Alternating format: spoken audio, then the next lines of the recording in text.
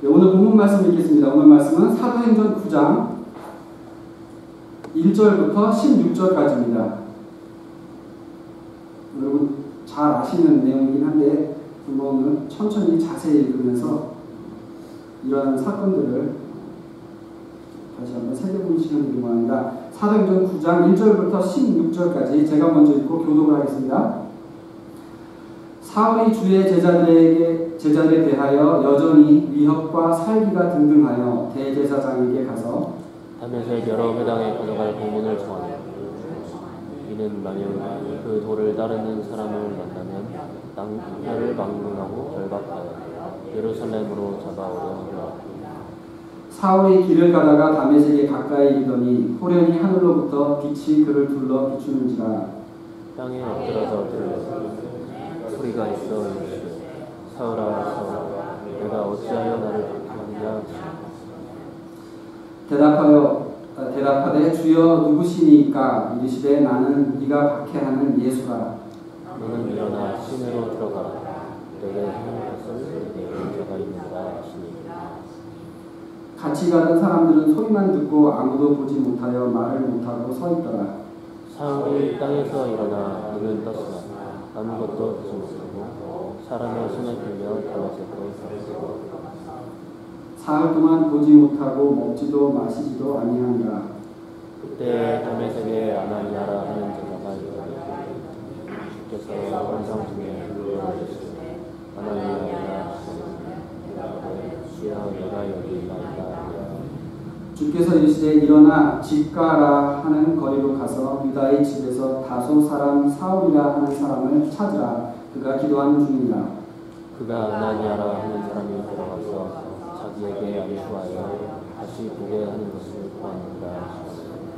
아나니아가 대답하되 주여 이 사람에 대하여 내가 여러 사람에게 듣사온즉 그가 예루살렘에서 주의 성도에게 적지 않은 해를 끼쳤다 하더니 여기서도 주의 이름을 부르는 모든 사람을 결박할 권한을 대제사장에게 가서 알아나이다.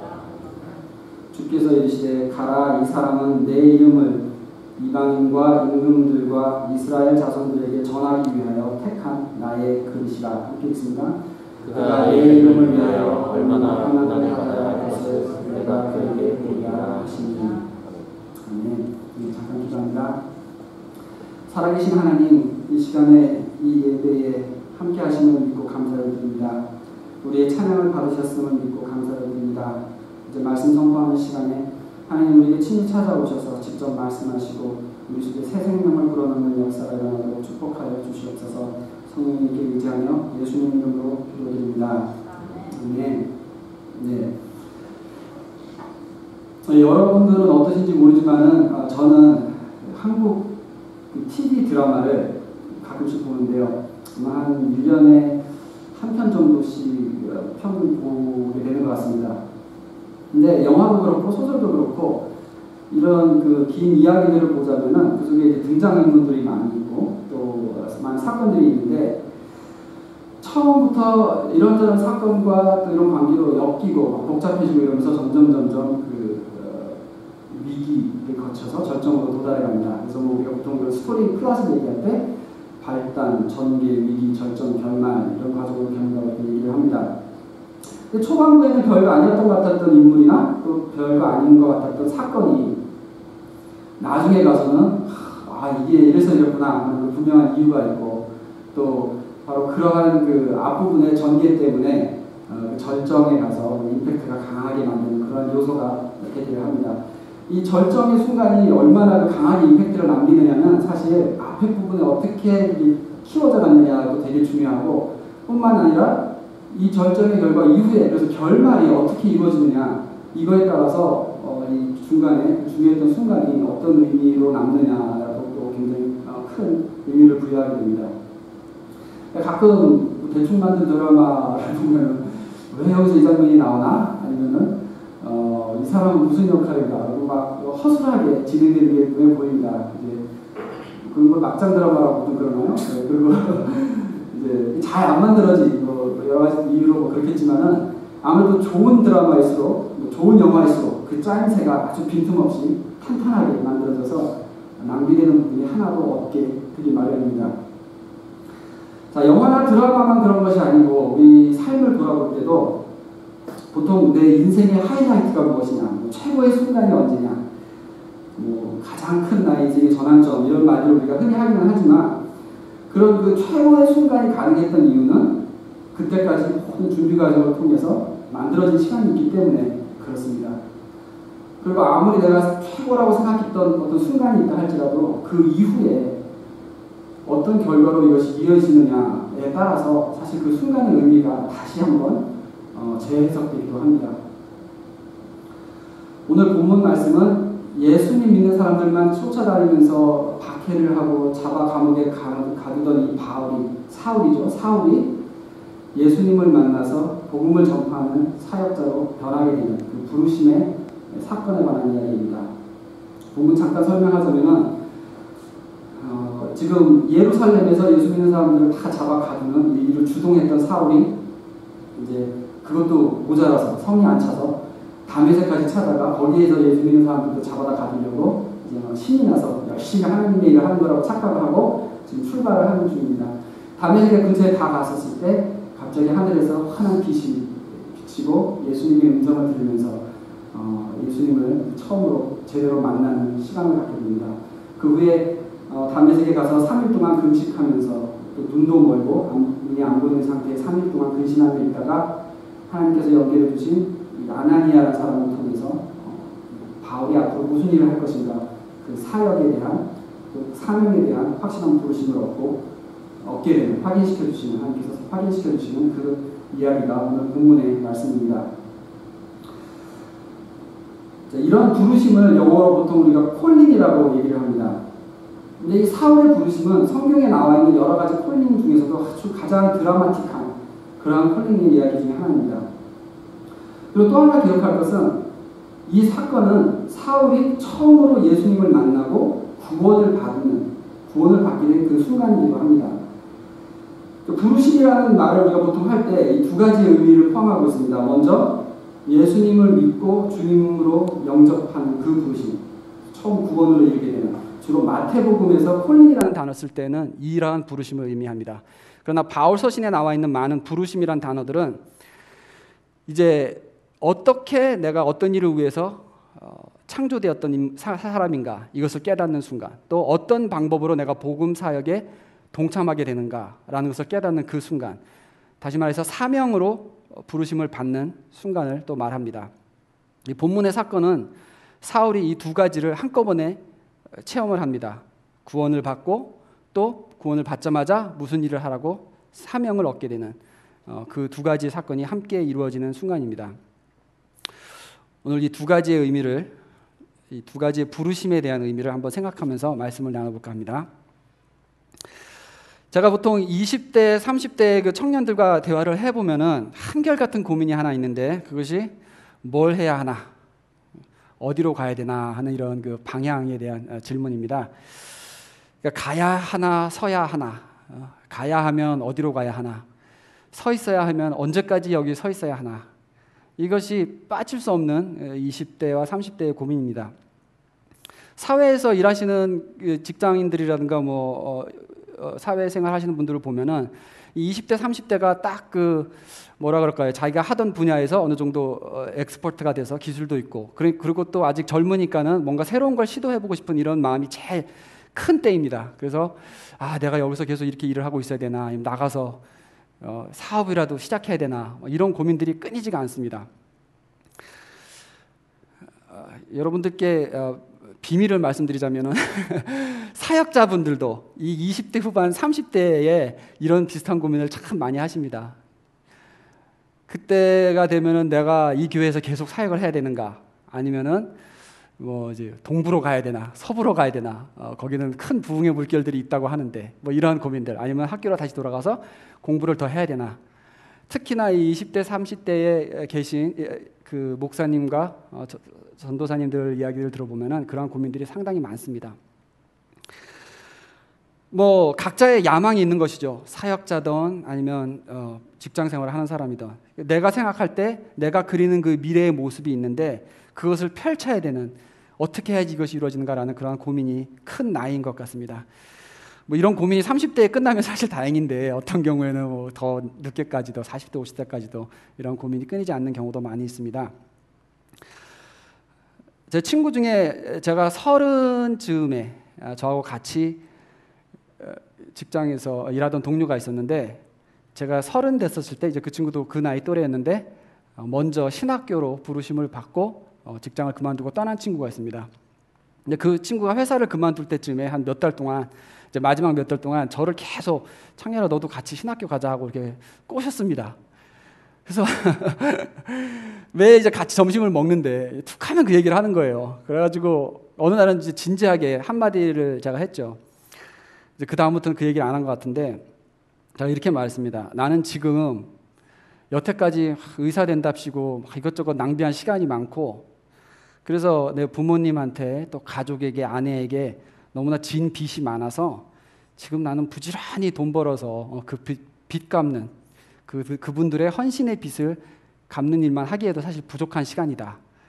그래서 나는 지금 신학교 같은 걸 생각할 수도 없고 그쪽에 콜링도 없다 이런 식으로 대답을 했습니다. 그것이 제가 왜 신학교를 갈 수 없는지에 대한 설명이었습니다. 근데 그 친구가 저한테 이런 말을 딱 한마디 합니다. 뭐라 그러냐면 창렬아 우리가 이거 하려고 사는 거 아니냐. 우리가 이거 하려고 사는 거 아니냐. 저는 그 말이 참 이게 나쁘게 가지 않았어요. 내가 지금 너는 너의 갈 길 가고 나는 지금 신학교 갈 사람이 아니고 딴 길이 있는 사람이다라고 내가 말을 했는데 우리가 이거 하려고 사는 거라니 여기 왜 너하고 나가 하나로 우리로 묶이냐. 왜 우리가 같은 일을 할 사람인 것처럼 그렇게 말을 하느냐. 근데 그런 질문을 한마디도 못하고 그냥 이게 무슨 뜻일까라고만 하고 그 다음에 제가 아무 말을 하지 못했습니다. 지금도 궁금해요. 도대체 무슨 생각으로 그런 말을 한 거였는지. 제가 아마 6월 말쯤에 이 친구를 참 오랜만에 다시 만나게 될 건데 아마 그때 한번 물어보고 싶습니다. 궁금합니다. 너는 무슨 생각을 하고 그때 그런 말을 했느냐. 근데 참 이상한 게 그 후로 10년 동안 이 말이 종종 생각이 납니다. 이제 아까 말씀드린 것처럼 방향을 몰라서 좀 고민을 하고 그런 순간들에 그리고 또 실제로 제가 그 후에 10년 동안 돈을 잘 벌어서 부모님 호강시켜드리고 뭐 가족들한테 빚을 갚고 이렇게 살았느냐 하면은 전혀 그렇지가 않습니다. 10년 동안 나름대로 열심히 살았다고 했는데 사실은 제 친구가 신학교 간 얼마 후에 그때부터 이제 몸이 심하게 아파진 때고 그래서 여러분 많이 제 얘기 들으셨지만은 그때부터 진짜 저도 고생을 하고 주위 사람들 많이 고생시킨 그 시간이 바로 그때였습니다. 하나님의 뜻을 분별 못하고 살았던 그 10년이 결국에는 제가 사랑하는 사람들을 다 힘들게 한 시간이 되어버렸습니다. 오늘 본문에서 사울이 자기가 생각하기에는 이게 하나님을 위해서 열심을 다해서 가장 최선을 다해서 사는 시간이라고 생각했던 이 열심이 오히려 예수를 믿는 사람들을 박해하는 아주 그 사람들을 힘들게 하는 시간이 되어버렸던 것입니다. 사울은 지금 하나님 위해서 자기가 열심을 다해서 일하고 산다고 그래서 신나게 다메섹까지 쫓아가서 지금 일을 하려고 출동을 했는데 예수님께서는 4절에 사울아 사울아 네가 어찌하여 나를 박해하느냐라는 말씀을 사울은 상상도 못했을 말을 사울에게 들려주십니다. 지금 돌아보면 제가 그때 그 친구가 몇 달 동안 쭉 했던 그 말의 시간이 하나님께서 저를 처음으로 부르시기 시작한 순간이 아니었나라는 생각을 해봅니다. 근데 저는 그때 그것을 깨달을 만한 그 분별력이 절대 없었습니다. 내가 그리고 있는 내 앞날의 그 미래, 그 그림이 완전히 달랐던 것이 있었죠. 그렇기 때문에 하나님의 음성을 분별하지도 못했고 그거에 대한 뭐 관심도 없었고 너무나 하나님과는 다른 생각을 하고 있었던 것입니다. 물론 우리가 하나님께서 우리를 다 신학교로 가라고 부르는 것은 절대 아니지만은 이런 식으로 하나님께서 우리를 향해 부르시는 그 초대의 목소리는 항상 우리 주위에 있습니다. 다만 우리가 그 음성을 들을 귀가 있는가, 또 나에게 하나님께서 항상 말씀하고 계신다는 믿음이 있는가, 이것이 문제가 되는 것입니다. 분명히 하나님께서 여러분을 오늘도 부르시고 계십니다. 그리고 하나님께서 부르시는 그 자리가 그 여러분의 사명을 찾아가는 자리입니다. 그리고 그것이 우리에게 가장 또 복된 자리가 되는 것입니다. 그래서 이 부르심을 우리가 들으려면은 어떻게 해야 되는가? 먼저 내가 그린 그림을 일단 하나님 앞에 내려놓고, 예수님, 제가 이런 계획을 하고 이런 5년 후, 10년 후를 생각을 하고 있지만은 이 그림은 제가 그린 것뿐이고 하나님께서 이거 승인해 주시고 이거 고쳐 주시고 또 하나님이 다른 그림 주시면은 언제든지 이거 버리고 저는 순종하겠습니다라는 이 마음 자세로 우리가 살아가야 합니다. 그러면서 하나님의 음성을 듣기 위해서 믿음으로 간절히 기도하며 구해야 합니다. 내 사명을 찾는다는 것이 절대 쉬운 일이 아닙니다. 하나님과 뭐 단판을 짓는다라고 말하면 좀 말이 격하지만은 정말 나는 이거 받지 않고는 더 이상 진전할 수가 없다라는 이런 결단력을 가지고 정말 하나님께 매달리는 이런 시간을 거쳐야지 됩니다. 근데 그렇게 열심히 구해도 혹시 하나님께서 침묵을 하신다면은 일단은 오늘 내가 무엇을 하고 있던지 간에 하나님을 향한 믿음으로 열심히 기쁘게 꾸준히 하고 있을 때, 그렇게 삶을 쌓아가고 있을 때 때가 되고 준비가 되면 하나님께서 결국 말씀을 하시게 됩니다.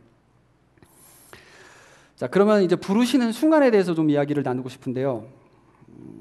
제가 트리니티 신학교의 교수님 중에서 자주 제가 인용하는 그 닥터 칼슨 교수님 수업 중에서 이런 말씀을 하셨습니다. 이건 목회자로 콜링을 받는 것에 관한 이야기입니다. 그러나 우리가 우리의 사명을, 내가 뭘 하고 살아야 되고 어떻게 복음사에게 참여를 하고 하나님께서 나를 무엇을 위해서 창조하셨는가, 이런 사명을 찾는 그 일에도 적용이 되는 내용입니다.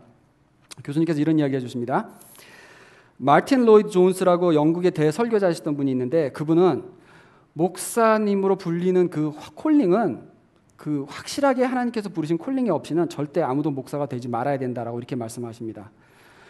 자기가 생각하기에 난 목사하면 잘 될 것 같다, 혹은 난 너무 목사하고 싶다라는 이런 마음이 아무리 크더라도 하나님께서 불러주시는 확실한 부르심이 없으면은 절대 목회를 해서는 안 된다라고 이렇게 말씀을 하십니다.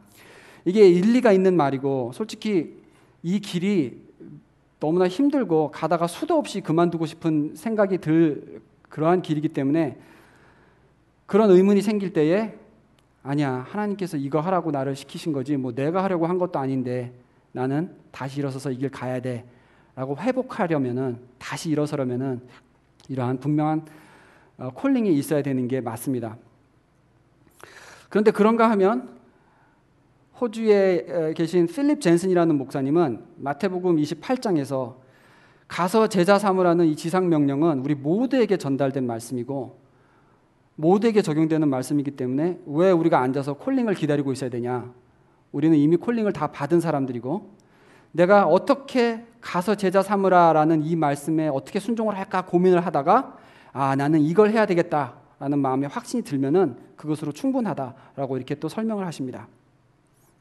그럼 어느 게 맞는 말일까요? 뭐 사역이든지 아니면 풀타임 이런 사역자든지 아니면 개개인의 사명에 있어서도 어떤 것이 맞는 것일까요? 칼슨 교수님의 답은 둘 다 인정할 수 있는 콜링이라고 말씀하십니다. 사람마다 필요한 것이 다르고 사람마다 그 반응하는 방식이 다르기 때문에 둘 다 필요한 종류의 콜링이라는 것입니다. 다만 중요한 것은 어떤 방식이든지 간에 결국에는 이게 내 길이 맞다라는 확신에는 도달해야 된다는 것입니다.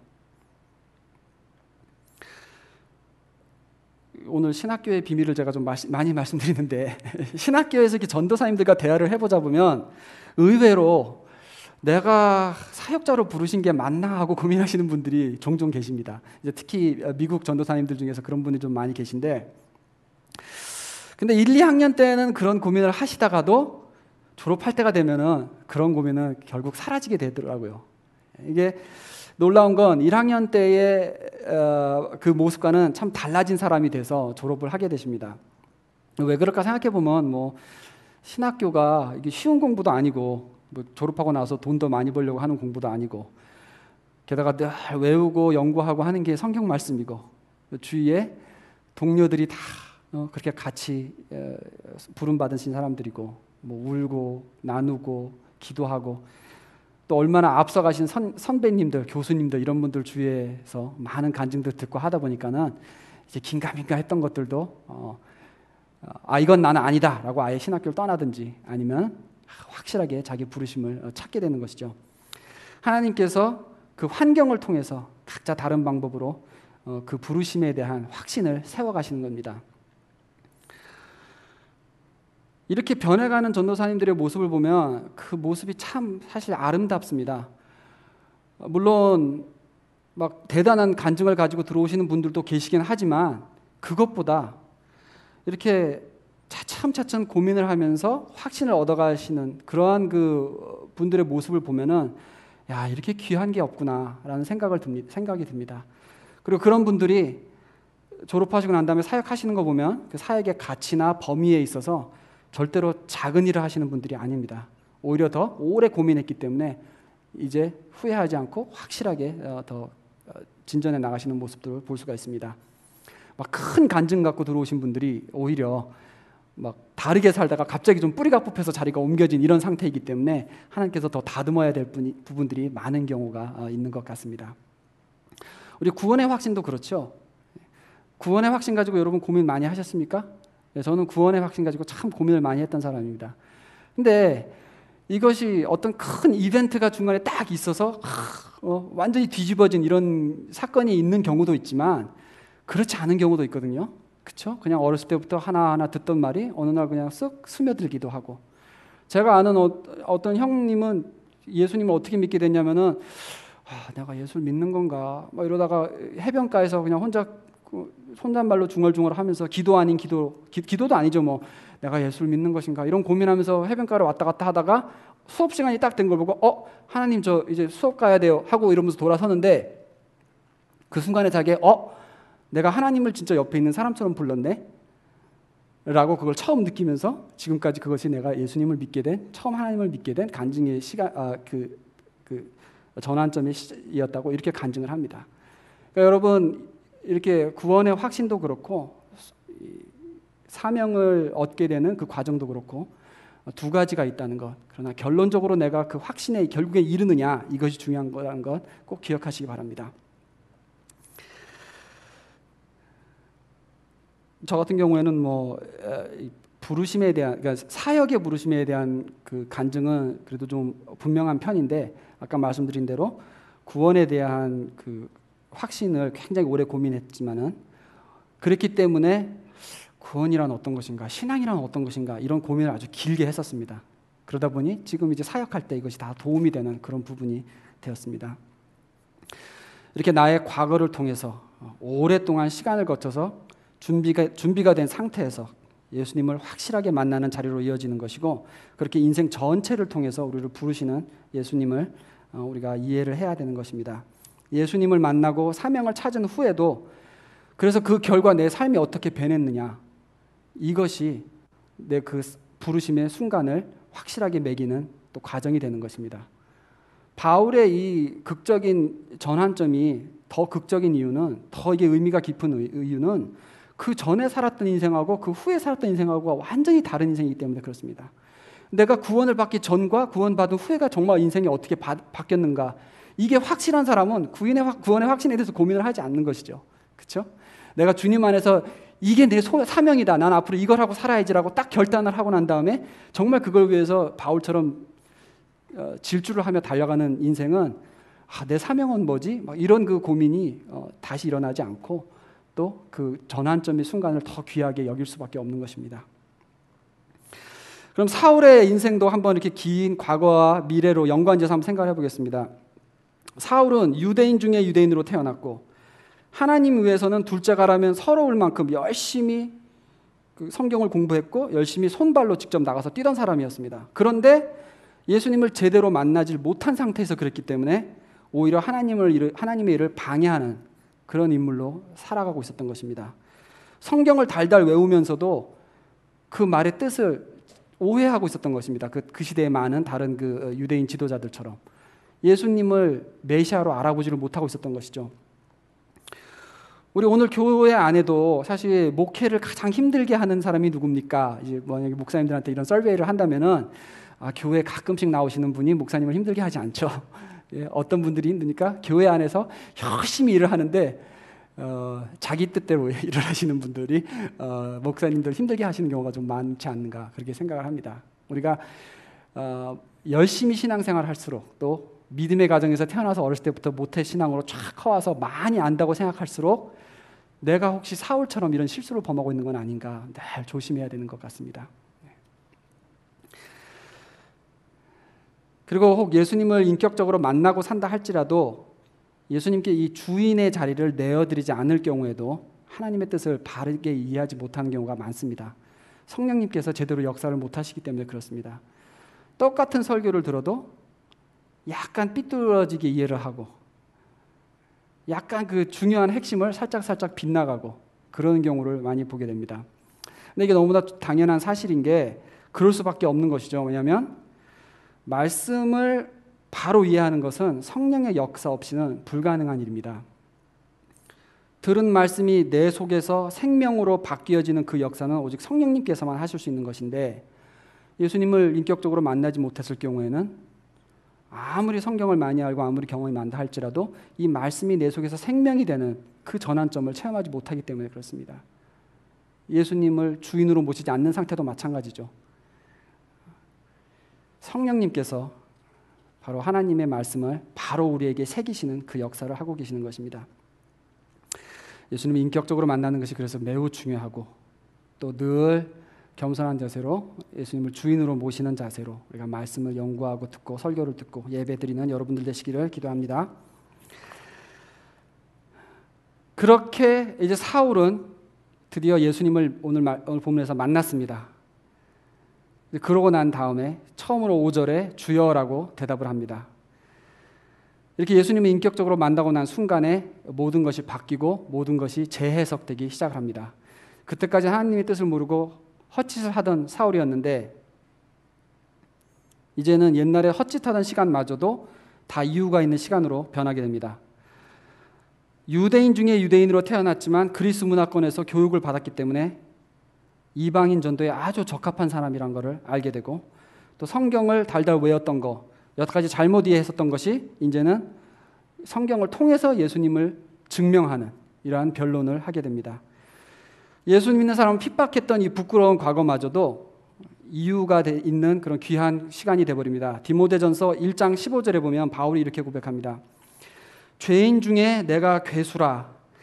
그러나 내가 긍휼을 입은 까닭은 예수 그리스도께서 내게 먼저 오래 참으심을 보이사 후에 본이 되게 하려 하심이라. 그러니까 다시 말하면 내가 예수 믿는 사람들을 핍박하며 다닐 때 그 시절에 예수님도 나를 보고 오래 참아 계셨으니까는 오래 참아 주셨으니까 나도 지금 내가 당하는 어떤 핍박이라도 참아내고 끝까지 가야지 하고 다짐할 수 있는 그 원동력이 됐다는 것입니다.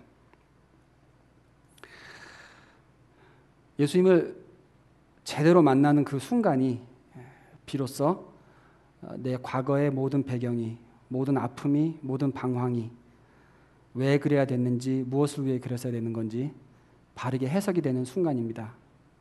내가 왜 이런 집안에서 태어났고 내가 왜 미국까지 와서 이렇게 살고 있는 것이고 왜 그때 그런 실수를 했었는지, 왜 그런 사람을 그때 만났는지, 왜 이 직업에서 오래 종사했는지 이 모든 것이 오직 예수님을 주님으로 확실하게 만나고 모셨을 때 깨닫게 되는 순간이 되는 것입니다.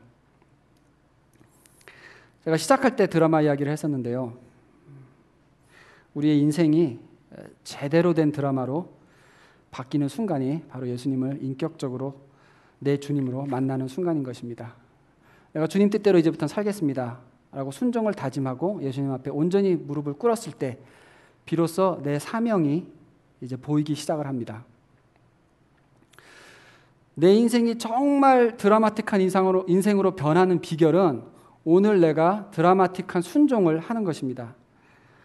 내가 드라마틱한 결단을 할 때 그때부터 이제 내 결단보다 훨씬 더 드라마틱한 인생을 하나님께서 펼치기 시작을 하시는 겁니다.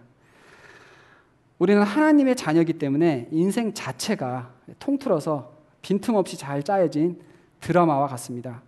하나님이 쓰셨기 때문에 그렇습니다. 작가가 하나님이십니다. 최고의 작가이신 하나님께서 우리의 삶을 써가시고 계시는 겁니다.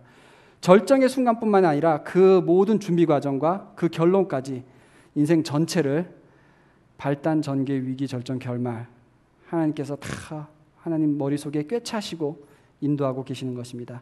이걸 분명히 믿을 때 지금은 답이 보이지 않더라도 내가 오늘을 성실하게 살아갈 수 있는 것이고 또 알고 보니 미래를 위해서 준비된 과정이었구나라고 깨닫게 되는 것입니다. 그렇기 때문에 우리의 인생 전체가 곧 부르심입니다. 하나님이 우리를 자녀로 부르시고 일꾼으로 부르셨습니다. 회개로 부르시고 경건으로 부르시고 사명으로 또 부르십니다. 가장 복된 자리로 부르시는 것입니다. 그 과정을 통해서 한 단계 한 단계 크고 작은 부르심에 우리가 응답을 하는 것이고 크고 작은 순종들을 거쳐가면서 비로소 인생 전체를 통한 하나님의 드라마가 우리 삶에 완성이 되는 것입니다. 오늘 여러분을 부르시는 그 예수님의 음성을 들으실 수 있기를 바랍니다. 복된 자리로 부르시는 그 음성에 귀 기울이시고 듣게 되고 또 순종에까지 이르시는 여러분 되기를 주님의 이름으로 축복합니다. 함께 기도하겠습니다.